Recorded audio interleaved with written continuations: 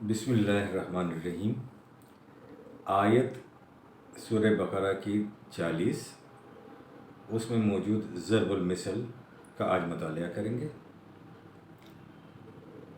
پوری آیت میں آپ کے سامنے پڑھتا ہوں۔ یا بنی اسرائیل اذکروا نعمتی التی انعمت علیکم واوفوا بعہدی اوفی بعہدکم وایای فارہبون۔ یہ پوری آیت ہے۔ اب ہم ضرب المثل کا مطالعہ کرتے ہیں کہ ضرب المثل وَأَوْفُوا بِعَهْدِي أُوفِي بِعَهْدِكُمْ، یہ ہے ضرب المثل۔ اس ضرب المثل کا ترجمہ ہے مجھ سے وعدہ پورا کرو تو میں تم سے وعدہ پورا کروں گا۔ اوفی و اوفو، یہ دو لفظ ہیں، اس کا مادہ ایک ہی ہے۔ واو پہ یہ وفی، مادے کا ترجمہ ہے پورا کرو تم، اوفی و اوفو، پورا کروں گا میں۔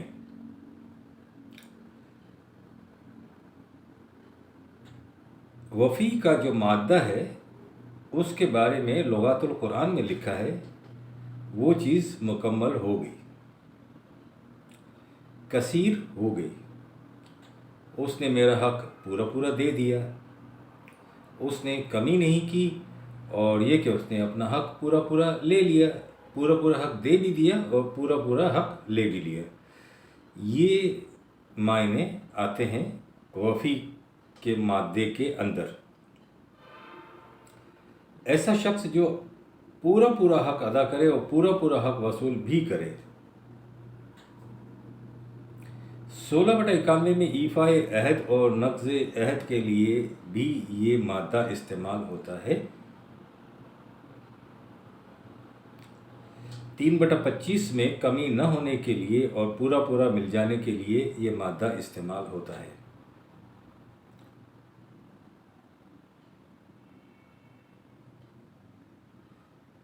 اس لغوی معنی سے پتہ چلتا ہے کہ بنی اسرائیل نے بھی پورا پورا حصہ اور حق وصول کر لیا تھا، ایفاء عہد بھی کیا تھا، اور اللہ نے بھی ایسا ہی کیا تھا، یعنی اپنی ذمہ داری پوری کرتے ہوئے کسی قسم کی ان کو نعمتیں رضانی کرنے میں کمی نہیں کی تھی۔ مکمل اور کثیر نعمتوں کی شکل میں ان کا حق ان کو دے دیا تھا، اور یوں یہ چیز مکمل ہو گئی تھی، یعنی یہ باب چیپٹر مکمل ہو گیا تھا۔ اس کے بعد ہم آتے ہیں بی عہدکم اور بی عہدی، جس کا مادہ ہے عین واو دال اود۔ بی عہدکم عہد تمہارا، اور بی عہدی عہد میرا، یہ ترجمہ ہے سادہ دونوں لفظ کا۔ عہد کیا ہوتا ہے؟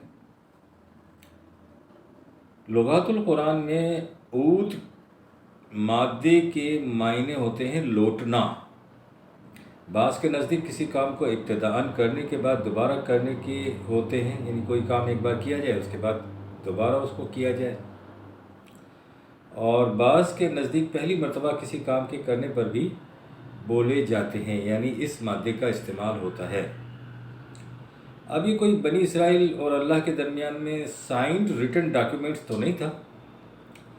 قرآن میں اصول بیان کیا گیا ہے کہ جو قوم قوانین خداوندی کے مطابق زندگی بسر کرے گی وہ سرسبز اور شاداب رہے گی، ایک اصول بیان کر دیا گیا ہے۔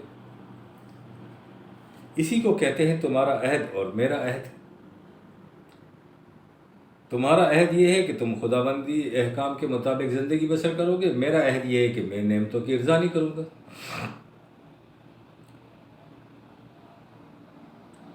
58/3 اور 44/15 میں عود کا مادہ اس طرح استعمال ہوا ہے کہ پھر وہ اپنی کہی ہوئی بات کی طرف پلٹتے ہیں۔ اسی طرح 2/40 میں جو ہم پڑھ رہے ہیں اس میں یہ ہے کہ پلٹا جا سکتا ہے، یعنی بنی اسرائیل کو یہ کہا گیا کہ اب جو نئے نبی آئے ہیں تو ان پر ایمان لے آؤ، کتاب بھی نہیں آئی ہے اس پر ایمان لے آؤ، تو پلٹا جا سکتا ہے۔ تم اپنی گمگشتہ جنت کو دوبارہ حاصل کر سکتے ہو؟ یہ ایک موقع تھا بنی اسرائیل کے پاس۔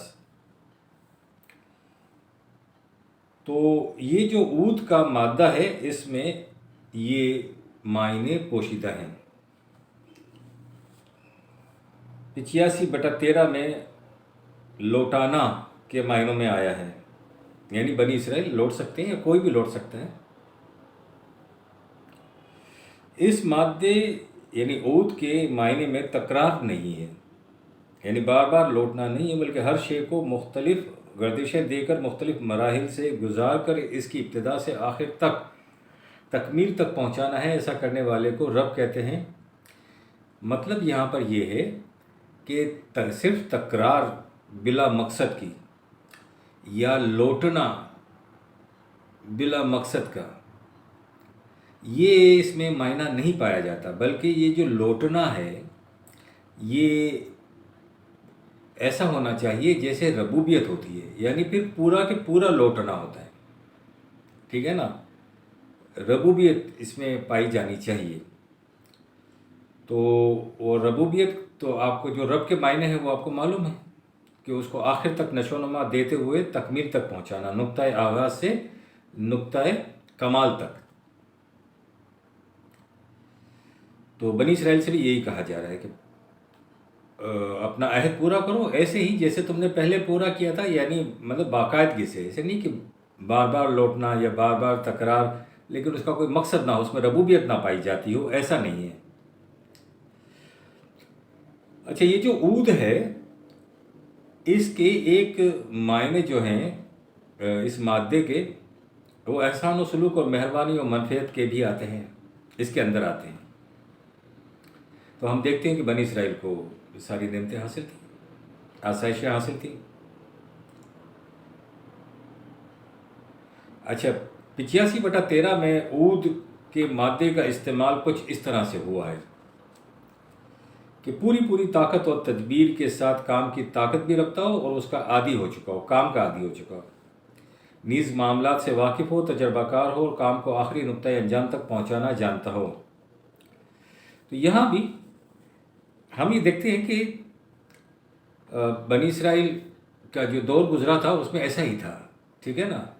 تو ظاہر ہے کہ وہ تجربہ کار تھے، کام کرنا جانتے تھے، کام کرتے تھے، طاقت بھی رکھتے تھے، عادی بھی ہو چکے تھے ان چیزوں کے، تو طاقت بھی تھی اور انجام تک کاموں کو لے کر جاتے تھے۔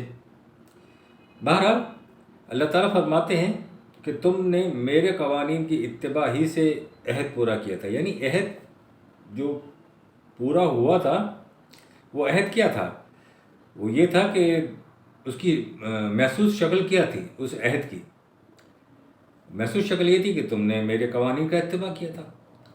اچھا، اور میں نے جو عہد پورا کیا اس کی محسوس شکل کیا تھی؟ وہ نعمتوں کی ارزانی تھی جو میں نے تمہیں دی ہیں، بارشیں کی، اس کی اپنی ذمہ داری کو میں نے اس طرح سے پورا کیا۔ تو یہ تو ہم نے لغات القرآن میں جو اس کے دو جو ہیں وفی جو مادہ ہے اور عود جو مادہ ہے اس کی تفصیل ہم نے یا ترجمہ یا اس کا معنی پڑھا۔ اب ہم لیتے ہیں مفہوم کیا کہتا ہے۔ یہ تو اصول دے دیا گیا ہے نا کہ جو قوم قوانین خداوندی کے مطابق زندگی بسر کرے گی وہ سرسبز و شاداب رہے گی، اور جو ان کے خلاف چلے گی وہ تباہ ہو جائے گی۔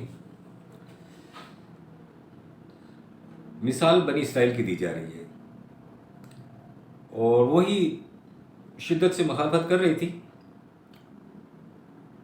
تو بات یہ ہے کہ اسے یہی کہا جا رہا ہے کہ تم اپنے تاریخ کے عہد، اس عہد کو سامنے لاؤ جب تم نے جو قوانین خداوندی کے مطابق زندگی بسر کر رہے تھے اور اللہ تعالیٰ اپنی ذمہ داریاں پوری کر رہا تھا تمہیں سرفرازیاں اور راحتیں دے کر۔ لیکن پھر ہوا کیا؟ پھر یہ ہوا کہ تم لوٹ گئے اس عہد سے جو اس مادے میں یہ معنی آتے ہیں، روش کو چھوڑ دیا۔ تو پھر اس کا نتیجہ کیا ہوا؟ دنیا بھر کی ذلت و رسوائی۔ یعنی عہد پر قائم تھے تو سربلندیاں تھیں، سرفرازیاں تھیں، آسائشیں تھیں، عہد پورا ہو رہا تھا۔ جب اس روش پر، اس عہد کو چھوڑ کر لوٹ کر کہیں اور چلے گئے، کچھ اور روش اختیار کر لی، تو پھر اس روش کا نتیجہ جو ہے وہ تو ذلت و رسوائی ہونا تھا، تو وہاں سے عہد اس طرح سے پورا ہونا تھا۔ تو یہ کوئی ظلم نہیں تھا اللہ تعالیٰ کی طرف سے، بلکہ یہ بائنڈنگ وہ ہے۔ تو جیسا یہ ایسا کرو گے تو ایسا نتیجہ ہوگا، ایسا کرو گے تو ایسا نتیجہ ہوگا، تو پھر ذلت و رسوائی تمہیں ملی۔ اچھا، اب یہ بھی نہیں ہے کہ اگر ایسا ہو چکا ہے تو اب دوبارہ جو ہے جنت حاصل نہیں کی جا سکتی، نہیں۔ یہ نبی تمہارے سامنے آیا ہے، اس پر ایمان لے کر آؤ، یہ کتاب تمہارے سامنے آئی ہے، اب اس کو اس چیپٹر کو کلوز کر دو۔ یعنی آپ نے دیکھا کہ عود کے مادے میں یہ بھی تصور پایا جاتا ہے کہ اس چیپٹر کو کلوز کر دو، کسی چیز کو تکمیل دے دینا، مکمل کر دینا، کر دو تو دوبارہ گمگشتہ جنت کی طرف آ سکتے ہو۔ لیکن ایسا نہیں ہے، جو اب جو حالات بدل گئے نا، نبی نیا ہے، کتاب نیا، اب اسی پر وہ قائم رہو گے، اسی کو دوبارہ ریپیٹ کرو گے، اس سے کچھ حاصل نہیں ہے۔ یعنی یہ جو اس میں آپ نے ایک پڑھا تھا کہ تکرار نہیں ہے اس میں، یعنی جس پر تم قائم تھے اب اسی پہ تکرار کرو گے تو پھر یہ اللہ کا وعدہ نہیں ہے۔ اب اللہ کا وعدہ اس نئے نبی کے ساتھ ہے، اس نئی کتاب کے ساتھ ہے، تو اب اس کے ساتھ جس پر تم وعدے پر تھے اس وعدے کی تکرار کرو گے تو پھر کچھ نہیں ہے۔ یہ اس عود کے معنی میں آتا ہے۔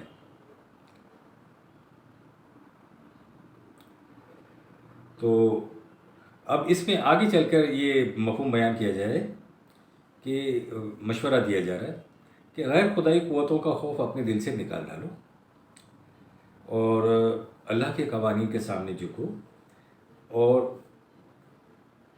اس لیے کہ ان کی خلاف ورزی کے تباہ کن نتائج تم دیکھ چکے ہو، لہٰذا احتیاط کرو۔